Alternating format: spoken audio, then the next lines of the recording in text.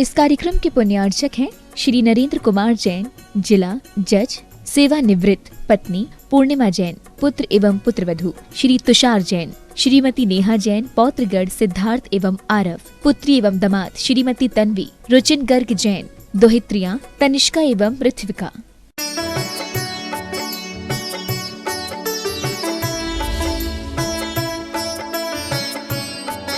जिनने संयम लिया वे धन्य है।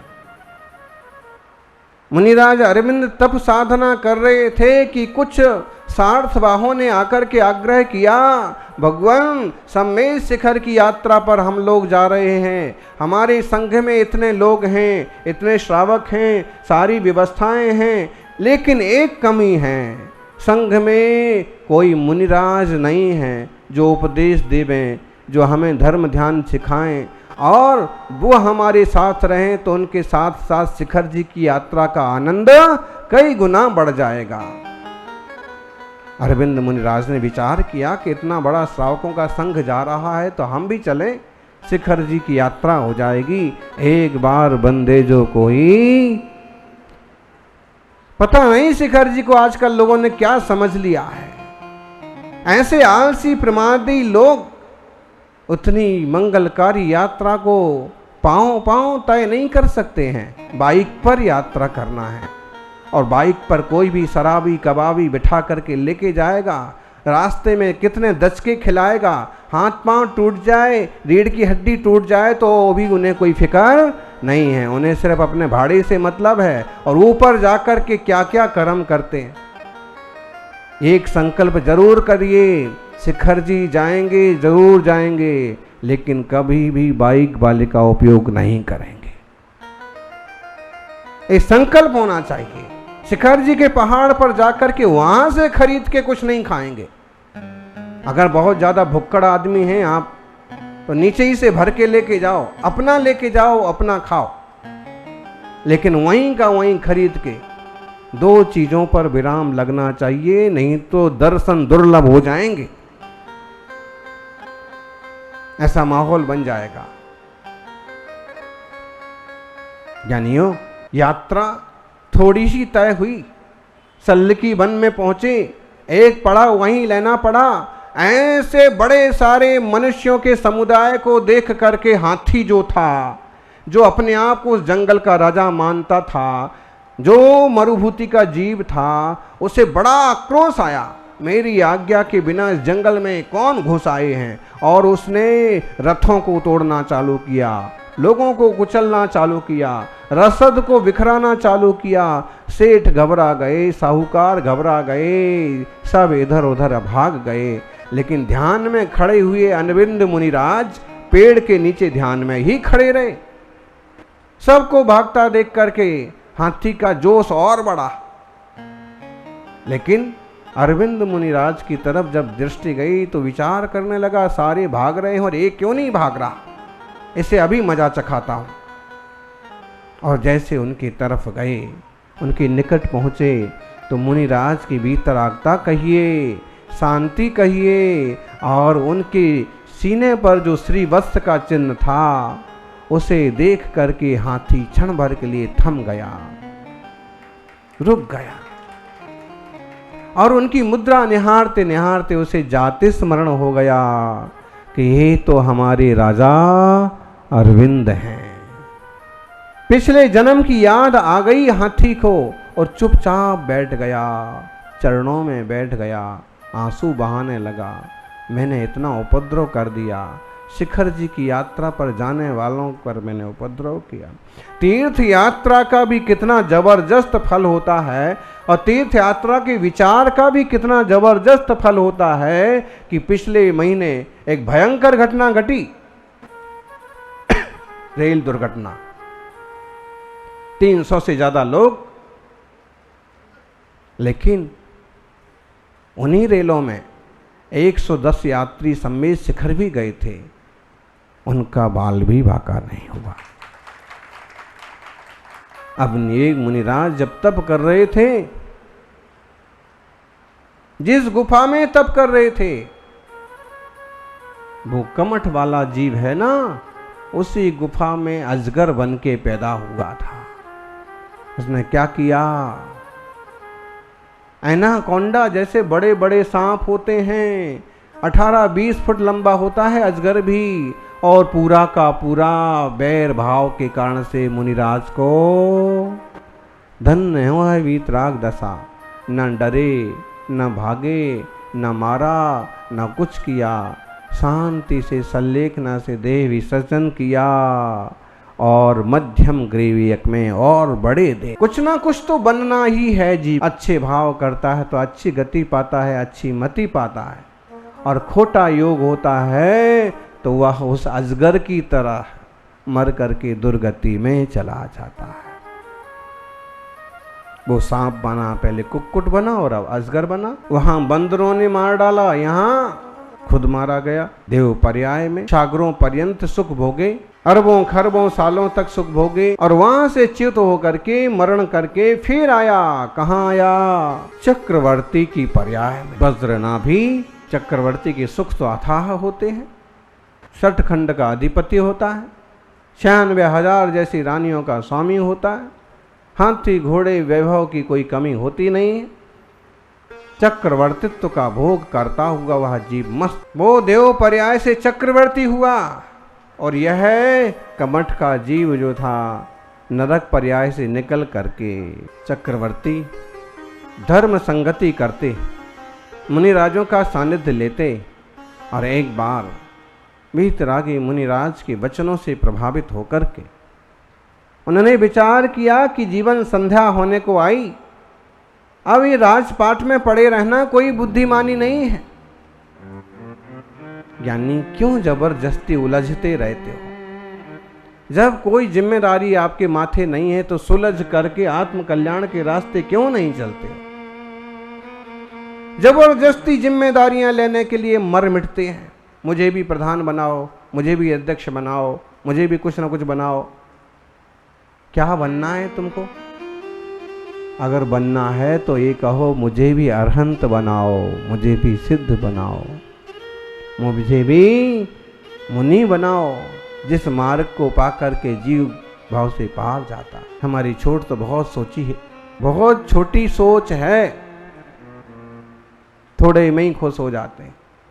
अपार वैभव की तरफ कोई दृष्टि है ही नहीं। आत्मा की अनंत वैभव को निहारो, समय सार यही तो सिखाता है। चक्रवर्ती ने चक्रवर्तित्व से बढ़कर के निज आत्मा के वैभव को माना, जाना, समझा और मुनि बन गए।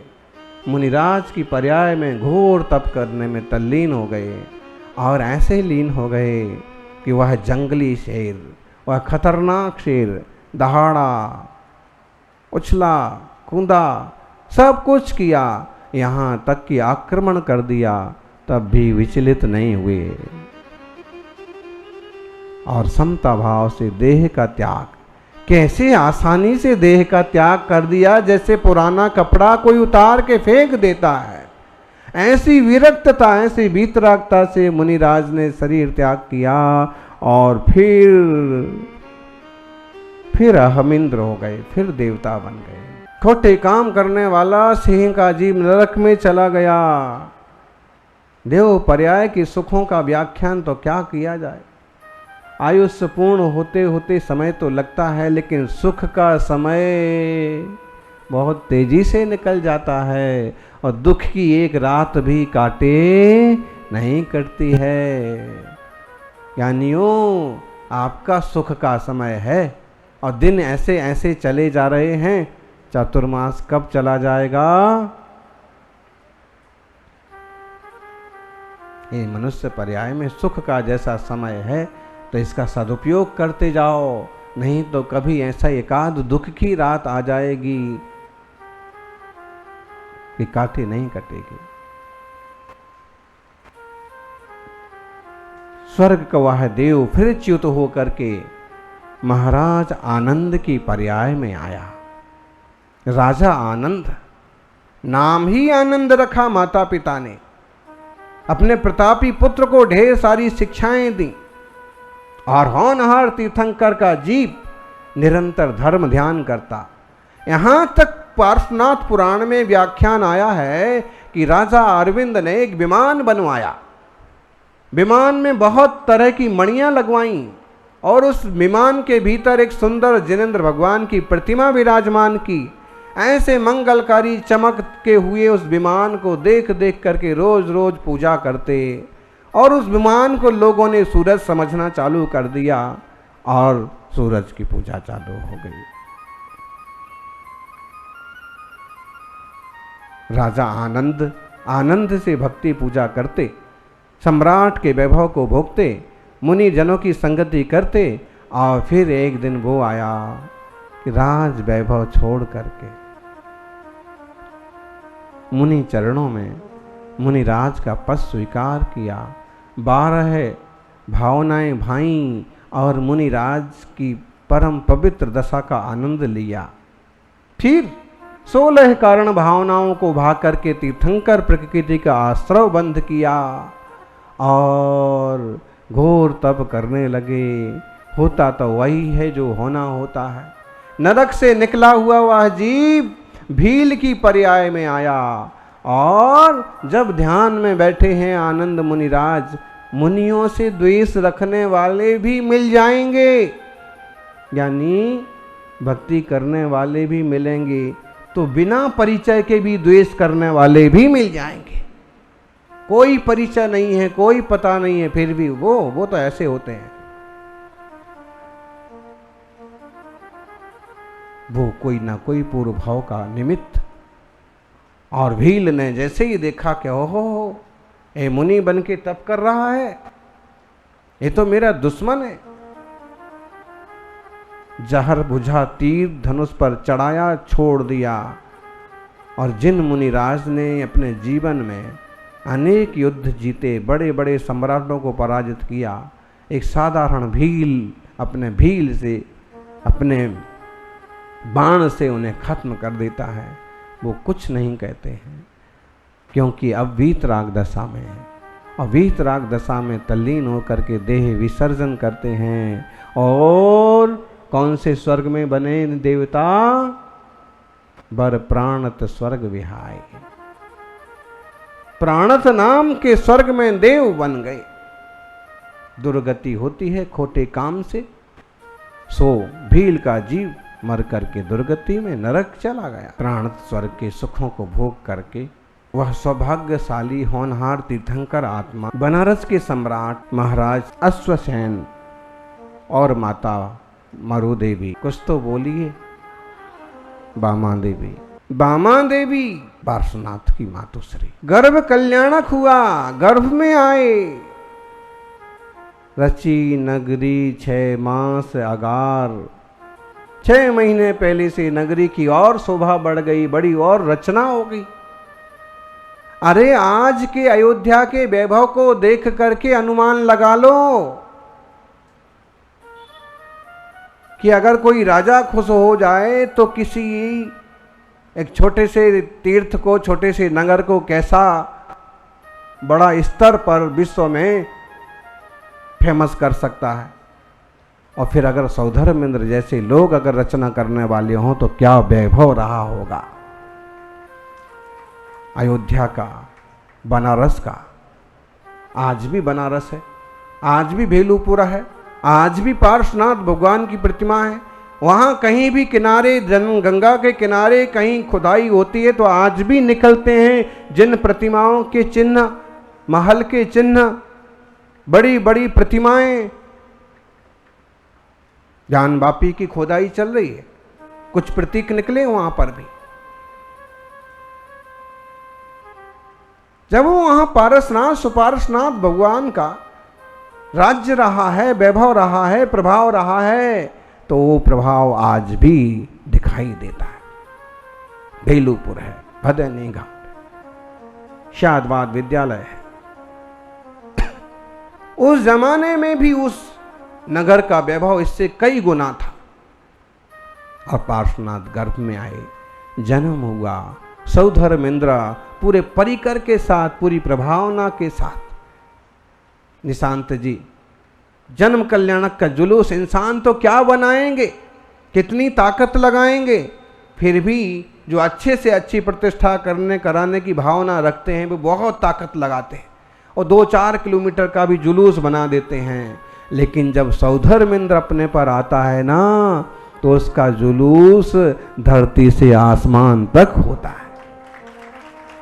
सुमेरु पर्वत से देवताओं की लाइन लगती है क्षीर सागर तक। धन्य है वो वैभव, लेकिन किसी वैभव में रचे पचे नहीं। कुमार काल बड़ी सहजता और आनंद से बीता, तत्व चर्चा और तत्व निर्णय में बीता, और उन्होंने 30 वर्ष की वय में, बीच में वो कहानी तो आती है बहुत बार, जो मंच पर आपने देखी, चालीसा में जिसका जिक्र है।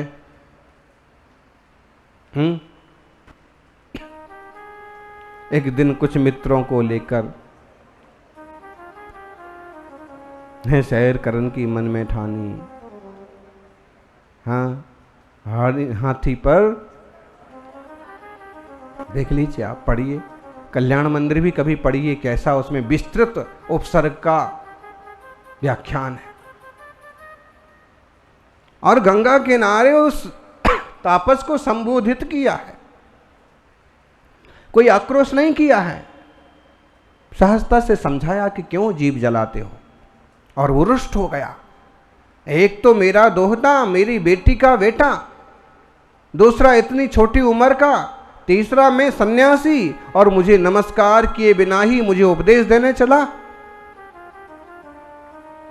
गुस्सा तो आ ही जाता, जबरदस्त गुस्सा आया। लक्कड़ को फाड़ा, निकले नाग नागनी कारे। मरने को थे रहम प्रभु के ऐसे। ये उनके वैराग्य में भी निमित्त बना। फिर कहते हैं कभी उनका जन्मोत्सव हो रहा था, अयोध्या का दूत आया, अयोध्या का वैभव उससे उन्होंने सुना तो और वैराग्य आया, और सब कुछ छोड़ करके यहाँ तक कि राजा का पद भी स्वीकार नहीं किया। बाल ब्रह्मचारी अवस्था में ही मनाती रह गईं राजकुमारियाँ। अनेक सम्राटों का आग्रह भी उन्होंने ठुकराया, और मुनिराज का रूप धारण करके पारस का रूप बनाया। फिर तप करते हैं, फिर उपसर्ग होते हैं, फिर कमठ वाला वो जो जीव था तपस्वी मर के संबर देव हुआ, फिर अपना उसने चक्र चलाया। और कहते हैं उसने तो खूब उपद्रव किए, लेकिन पारस ने अपनी आत्मा की स्थिरता, अपनी क्षमा, अपनी दृढ़ता नहीं छोड़ी, और 7 दिन तक लगातार कठोर यातनाएं सहन करते करते भी उन्होंने अंतर्मुख रह करके केवल ज्ञान प्रकट कर लिया।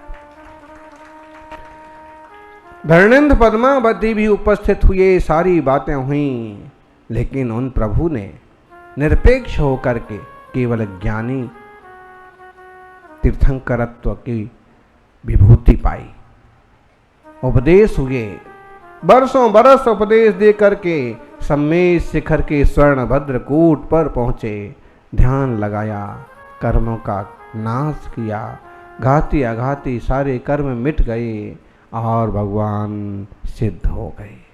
जय बोलिए पार्श्वनाथ भगवान की।